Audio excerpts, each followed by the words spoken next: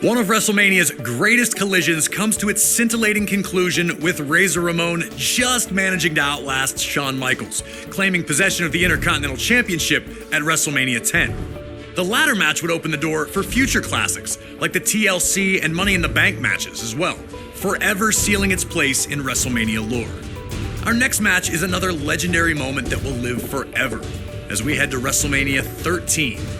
Rosemont, Illinois would play host to the most important night on the sports entertainment calendar. And on this night, a match that is the literal definition of an all-time classic unfolded. Bret Hart had been the face of WWE's new generation for years, proudly defending the WWE Championship against all comers and defending WWE's honor against its most heinous villains.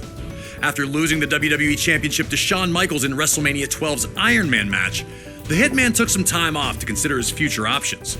When he returned, roughly 6 months later, there were drastic changes to the landscape of WWE's universe. Top among those was the rise of Stone Cold Steve Austin. The man who started the year off as Ted DiBiase's ringmaster would find freedom in his true identity, dropping his manager and finding superstardom in the wake of his 1996 King of the Ring tournament victory. Austin 316 says I just whipped your ass. WWE was trying to find its attitude, but the seeds of change were being planted in the fans who had rallied around Austin. His no-nonsense attitude had made him the ultimate anti-hero. This acceptance of someone who flaunted his breaking of the rules didn't sit right with the Hitman. When Bret made his return, he immediately challenged Austin, who was more than ready to answer the call. The two battled at 1996's Survivor Series, where Hart won in a masterful performance of a feverish back-and-forth battle. The loss only made Austin angrier, creating a single focus for him: to ruin Bret Hart's career. He'd eliminate Hart from the 1997 Royal Rumble match after officials missed Hart first eliminate Austin. The night after Hart captured the WWE Championship at Final Four, Austin would interfere in Hart's first defense on Raw, ending the reign before it could even get started. WWE officials would pit the rivals against each other in a no disqualification submission match.